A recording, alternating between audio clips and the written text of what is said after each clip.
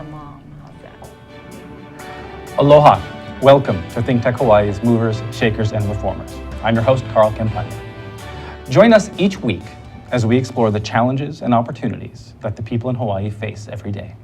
Challenges such as cost of living, education, housing and homelessness, Keiki and kupuna care, sustainability, transportation, criminal justice, funding local government, and much, much more. To help this exploration, we will be inviting the people trying to have a positive impact in each of these areas to join us. It is my great honor and joy to introduce today's guest. Beginning as City Council staff and legislative aide, then going on to serve our state as a representative and then senator for 26 years, Senator Suzanne Chun Oakland has been a model, a mentor, and an important community leader for most of her life. From the Children and Youth Day and Summit to the multiple legislative working groups and task forces for which she chairs, Senator Chun Oakland is one of the hardest working people, let alone legislators, that I've ever met. Dedicated to helping people and truly caring in her efforts to achieve the best outcome for all. I often tell people how I will send the senator an email late at night, 11 p.m. or so, with a question, expecting to hear back at some point in the week, only to find a reply within an hour, sometimes after midnight. A true example of a dedicated public servant. Senator Suzanne Chun Oakland, welcome to the show. Thanks, Carl. Nice to be here. No, I really appreciate the opportunity to talk. We want to talk, there's a billion things we can talk about, but we want to focus a little bit on education. Education has been the primary piece of what we've been talking about on this show since January when I first started. So we're going to keep that going forward, and then we're also going to be talking about biofuels going forward. So you are more than welcome to come back whenever you would like. Great, thank you. So okay, let's talk about education a little bit. Let me hear from you on what you believe. Let's first start with the legislative session that just ended. What were some of the successes for education from your perspective that you would like to tell us a bit about from this last session? I know that in the earliest years of life, when we know, the child is developing brain-wise and just the social-emotional kinds of attachments with folks. One of the successes of the session, and thanks to the legislature as well as governor and the community, was the preschool open doors. We've been really trying to encourage much more resources for our youngest children from 0 to 3 and till they start kindergarten. Yeah. And having that kind of opportunity, either center-based care or through community-based supports, have a very positive, very stimulating kind of environment for children to learn. Yeah. And so the preschool open doors normally has about $6 million. We were able to have $10 million appropriated for the sliding fee schedule program called Preschool Open Doors. The parents would pay a little bit of it depending on their income, household income. So it's a sliding fee schedule, okay. And so the state can help support their choice of a center-based early childhood center. That is excellent. Yeah. Our kids, we know that we started our kids in daycares, and it's very expensive. It is. $1,000 or more, up to $1,200, $1,400 per month sometimes, depending upon age. So one of the big challenges, you need to be able to make that decision from a cost of living perspective. Can we afford to pay for our child to be in daycare and have a job? Does it pay for itself at the very least? And how do you balance that? So that's a big concern and a huge help to many. So about how many kids do you think that can reach to? Well, we were serving about maybe 3,000 children, so it may actually increase it to about 6,000 to 7,000 children, depending, of course, on the family's household income, because then a certain amount of state money from that program will then go towards that child's early learning experiences. We're hoping to grow that area because I know for folks that have lower income, maybe they have more options in terms of funding. For those that are kind of in the middle income level, unless your mom and dad can help you, as the sandwich generation, with maybe paying part of the the child care center costs. Oftentimes you don't have that option either. I mean, our family was in that kind of predicament. So thanks to my mom and dad, our children could go to a center-based care. See, and that's and get excellent. to meet a lot of children Yeah. and learn a whole lot. So. That's a huge aspect, the sociability of it, and learning Yes. learning how to be social in different environments. That's one of the things I'm very proud of my kids for. I know that you have spent a lot of time, and I really appreciate the attention that you've given our kids as well and their inclusion in things. But I see it as a testament to the education they've been able to get from really the age 1 and 2. And as a result of that type of engagement and socialization, it has given them the opportunities to sort of reach out and explore. Yes. So I think that is a vital piece that I think once you can open up, once you turn the light switch on, right? And kids are like, oh wow, there's more I can do. How about this? How about that? And providing those opportunities, I think, is what creates a better future. At least one of the pieces. Also, I think, in terms of the budget, we did increase the amount of money that goes to every school in a lump sum. And so I'm hoping that the principals and the school community councils will be able to look at that opportunity. I know most of it, they probably will be funding faculty positions, but we have an opportunity to utilize some of that money more for the, how could you say, it's the hands-on, it's the experiential kinds of learning opportunities that aren't necessarily in the classroom. So if we can utilize some of that funding to bring in more community, as well as allow children, maybe through excursions, to explore the larger classroom, which is our community at large. There's so many things. And from the Children and Youth Summit every year, we've had it for the last now 23 years. Young people, at least for the last 8 years, have said, we want things that are more real to us, that we can really participate in and not be lectured to, and be able to apply what we learn in the classroom, either to create a business and be able to sell things. How do we connect what we're doing in the classroom to what that means in real life, real life outside of school? That's a huge challenge. Actually, there's community-based organizations that are willing partners. They're looking for the opportunities to be able to bring children into the lo'i or be able to bring them into the work setting so that young people know that the math and science they're learning really does have neat application to real life. That brings up the question of career planning. And at what point in a curriculum, if you're looking at K through 12, should we really begin talking about and integrating the idea of, well, what are your interests and what some of your interests might lead to career-wise? What have been some of the discussions within Legislature or within the Children and Youth Summit related to that? There's a recognition that not everything can be done during the school hours. And so we really tried to support through the REACH program, through, we use temporary assistance to needy family monies to have after-school programs, before school programs, holiday, summer programs. So that is really enhancing the child's opportunity to explore what they enjoy, what they have strengths in, maybe even realize maybe this is not something I'm interested in. But through those kinds of activities, whether school-based or community-based, it helps them to, I think, be or solidify their interests career-wise. Sure. And even with careers, we're looking at work, but even in family life, in community life, it just allows a young person to really see all the possibilities that are out there. And again, with the Children and Youth Summit, and I try to visit with many different programs, whether it's our public and private schools or nonprofit organizations. But I get a chance to talk to a lot of young people, and they love what they're doing, not necessarily in school.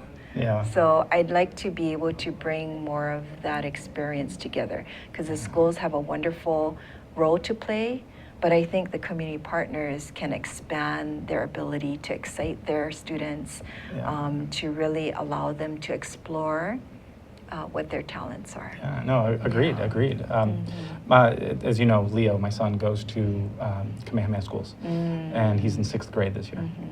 And we just had their open house last week, and we just learned what they're doing and how they are connecting math, language arts, and social studies in a way to say this is how math informs each of the other two and vice versa.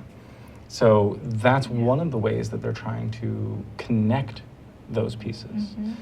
His social studies teacher said this is going to be the most math-oriented social studies class that these kids have seen yet, because they're going to be able to get to see how it plays and how it relates. So, so that's another approach within the classroom, as well as connecting that with outside of the classroom. Well, at Laniakila Elementary School, you know, my 4th grade teacher, Mrs. Drake, she actually did that combination. For example, for math, we used to play softball. But in order to go to the bases, we had to problem solve math problems. Oh, there you go. Right? So you get the correct answer, you get to run to first base, second base, third, and make. Which is the reward. That's excellent. So that's fun. And then she created something where we were learning the culture of Mexico, and we learned how to be able to pay money in their pesos and everything.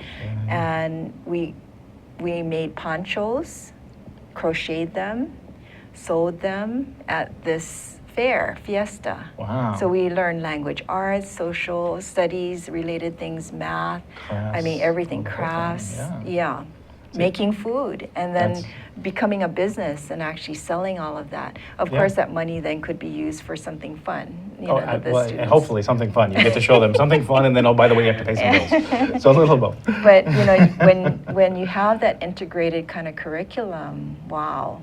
Yeah, I mean, absolutely. that really pops for a lot of people. Which, for me, I ask the question, when we've got programs that are successful, some schools that have more successful programs, it seems, than others, why are we not able to standardize that? Well, every school has, to me, wonderful programs. It's more the ability to set aside time, and I know I've talked to superintendent about this with a number of educators, even the union, HSTA, if there is at least an annual, or if it could be semi-annual, where many of these educators can share what's happening in their classrooms. You know, if it's not at a function, what we did at the student body level when I was student body president at Kawananakoa is we visited each other's campuses. And in this case, we learned about what the student governments did in those Honolulu district intermediate schools. So I think if we can create those kinds of mechanisms, there will be more opportunity to share what is working well, what, you know, may not be working well, but because you have colleagues that may be doing something, you can learn and then integrate it into your own classroom. Break down some of the silos a little bit there. So that's excellent. So we have to take a quick break, but then we're going to jump into the next couple of topics, which I know you want to talk about as well. So I'm looking forward to that. So thank you for joining us. Again, this is ThinkTech Hawaii's Movers, Shakers, and Reformers. I'm your host, Carl Campagna, with our amazing guest today, Senator Suzanne Chun Oakland. See you in a minute. Thanks.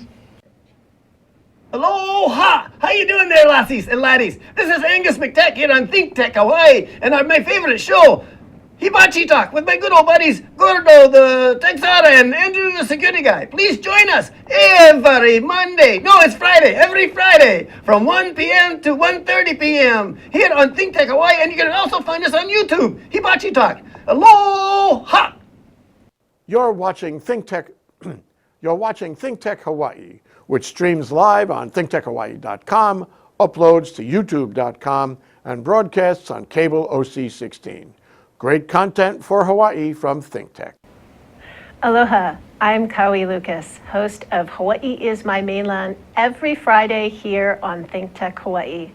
I also have a blog of the same name at kauilucas.com where you can see all of my past shows. Join me this Friday and every Friday at 3 p.m. Aloha.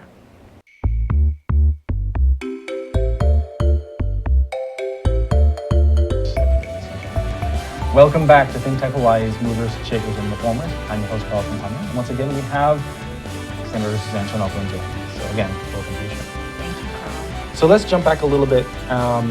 We want to mention a couple things. Specifically, with regards to all of these topics that we just mentioned, with regards to education. You made a comment off air that not all of this, or most of this, doesn't actually need a new law or changes to a law. Correct. So tell us about that balance Yes. that you've experienced. At least in the 26 years that I've been in the legislature and pulling together a lot of different groups, much of the issues that are raised doesn't require any law change. It's knowing what resources are out there and really inviting those resources, human resources and other types of resources, to help with our children's education. Yeah. So we have in place, the Parent Community Network Centers, PCNC coordinators. I know some of the schools no longer have that coordinator position, but many years ago we tried to have at least one staff member on the campus that could help the administration, the faculty bring together funding resources, but also the community resources that really have expertise. Yeah. I often hear teachers wanting the time to be able to explore and learn themselves so they can always do new and better things. I feel the community partners in every neighborhood can actually help with that. If we can standardize or schedule certain class time so that these community partners can teach subject matter that is related to that classroom, then it may free up time for teachers to be able to do more of this kind of in-service training or coordinating among themselves so they can better prepare and evaluate student performance, whatever it is. So I just feel there's ways, if given that flexibility, we would be able to utilize community resources better, not necessarily have any law changes, but maybe different practices. Sure. Another example is, we found in this one particular state, this gentleman wanted to have all young people in high school that were getting Fs, Ds and Fs. He wanted them in his classroom. And he modified the classroom over that 1 year where he had for many young people, they had some attention kind of difficulties. He had tables and chairs that were raised, so they actually stood up and they could fidget with no problem, don't have to get scolded for that. He changed their diet because many of them didn't have a balanced meal. And or even come to school with any food in their stomach at all. Right. So he basically did some of those very small changes. He knew the children and what their strengths were because of the time he spent with them. And from D's and F's, B's to A's. See, that's extraordinary. That is focusing in on kids' needs. And I think one of the challenges we have is there's the cookie cutter, one size fits all. You go to the classroom and this is how you learn. And if you don't learn that way, then you're just going to fail. But being able to spend that extra time to say, okay, well, this is how this child learns compared to that child. And each of them, and we see with our kids, they learn differently. Right. And that's the strength of a society. Everyone has different strengths, so we need to nurture that. And I know the teachers generally understand that maybe through the scheduling, it's not possible. Currently, but I think through union discussions with the teachers involved, with the administrators involved, I think we can, refine what we're doing in the classroom so that we can achieve those kinds of outcomes. I agree, we can. Yeah. We can. Your son, I give as an example, and I hope I can mention his name, but when Leo was 5, I think your wife and you were asked by him, he wanted to buy a Nintendo set, and you said, well, let's help with a business plan. And I was like, whoa, as a listener, I was like, 5 years old, asking a child to do a business plan. Yeah. Wow, I never thought of that, but you did. And he was able to develop something called the Littlest Co-op, where he and some of his friends from Ma'e Elementary School became co-op owners, grew fruits and vegetables, hooey together and basically sold that product to the farmer's market. Yeah. How empowering that is. Yeah. We need to be able to do that in the classroom. We need to be able to do it even among parents that may not have that knowledge of creating business plans, but teaching ourselves how we can empower our children from a very young age to do these incredible things. I first of all, thank you for Yeah. mentioning that. I'm very proud of what he and my daughter Emma have both been able to Yes. achieve, actually. So, I think one of the keys there is remembering that the kids are not,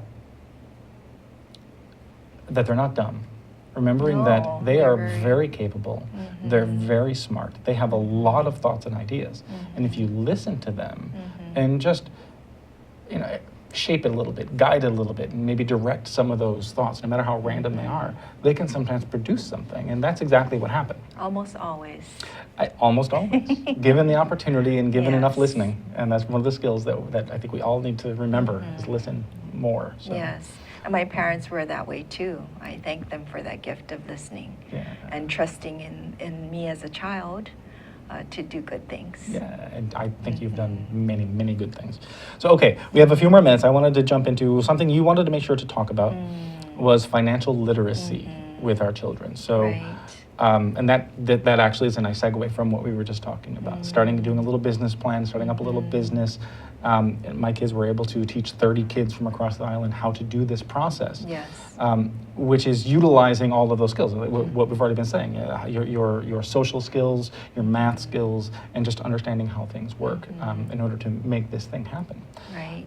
And I think from a young age, from when you're a toddler, if your parents as well as the school encourages the behavior of saving, or at least postponing some of the immediate self-gratification, no matter how much you put away, whether it's a quarter or a dollar, Yes. if you have that good savings habit from early on, no matter what you get, birthday gifts or maybe you earn some money delivering newspapers or whatever it is, you can actually achieve purchasing a house. It's true. It's true. No matter what your income level is. It's true. And I know so many people that have done that. So within the school setting, I know we don't have necessarily a mandate for financial literacy or economics, but I think it is important at every age to encourage within the classroom, maybe during recess time or lunch recess, after school, to integrate somehow in a consistent way the children's ability to save and to understand how that will impact them in the short and the long run. There are some programs that in some classrooms that do some things where Yes. where they'll say, okay, well, if you do this much work, if you do this extra work, or if you spend time helping some kids or helping around the classroom a little bit, you can earn classroom dollars. And then you can save up those classroom dollars, and then you can spend it on something classroom related, whether Well, it's I know little things Dr. like that. Chang, who's a professor at the university, he actually partnered with a number of credit unions across the state, 28 elementary schools that have high poverty. I think it was 2 or 3 years, saved almost $500,000 collectively. Wow. Now these are children that are in poverty, but they made it a point every month to save something. That's amazing. So I think that kind of commitment on the part of our educational system, both public and private schools, is important. And when you have community partners like the financial institutions that are willing to invest some time and resources, I think we can go a far way. What is happening on the affordable housing front is, even though we're building affordable housing, a lot of folks don't have that understanding of finances.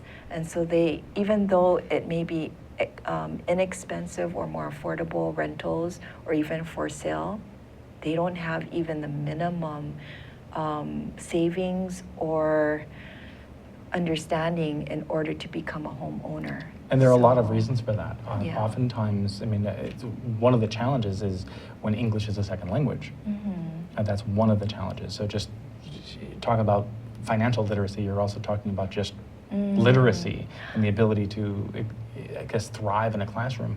Actually, I don't see that with a lot of the more immigrant groups.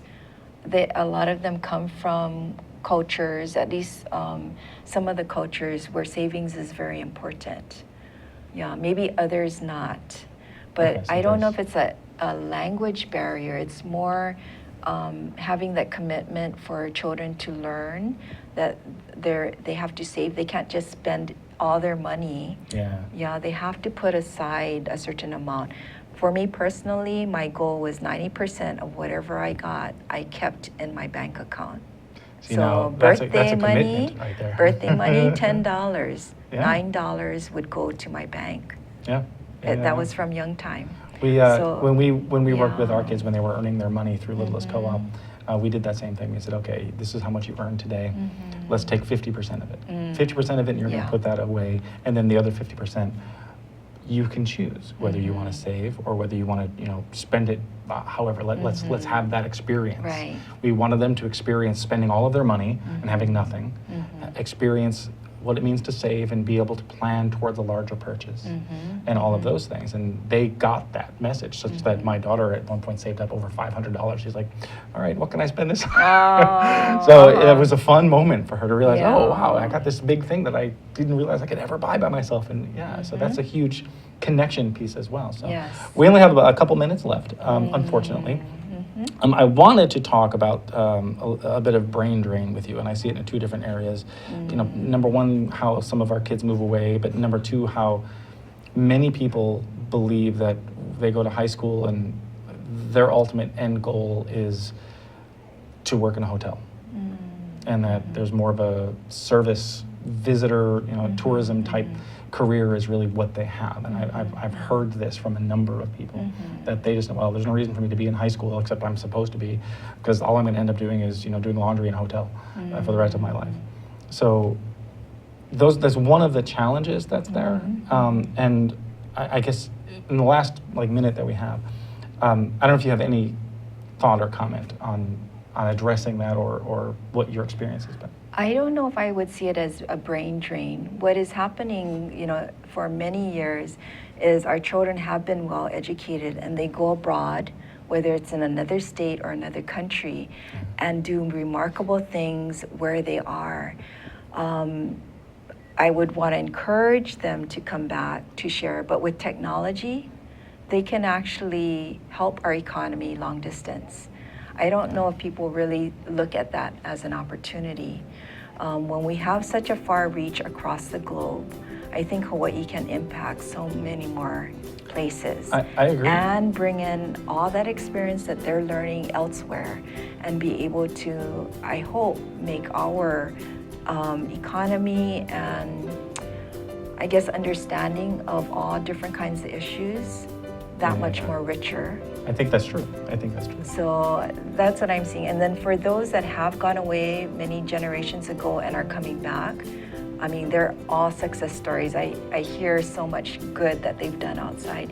So because by 2030, 1 out of 3 people are going to be 65 years and older, we need to look at that age group as a huge resource to then help with education, help be able to initiate things that maybe as a sandwich generation, we're like, oh my God, we don't have enough time in the day.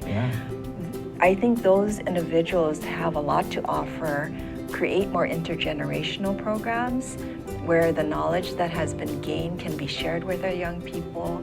To me, it's an exciting time. It definitely is. It definitely is. I have to apologize. Yes, I know. We are out of time. I can spend another, I don't know how many days talking with you about a lot of things, but thank you so much. So thank you very much for joining us. Again, this is ThinkTech Hawaii's education, used to be education, but now it's just movers, shakers, and reformers. Thank you again to our guest, Senator Suzanne Chun Oakland. We'll see you next week.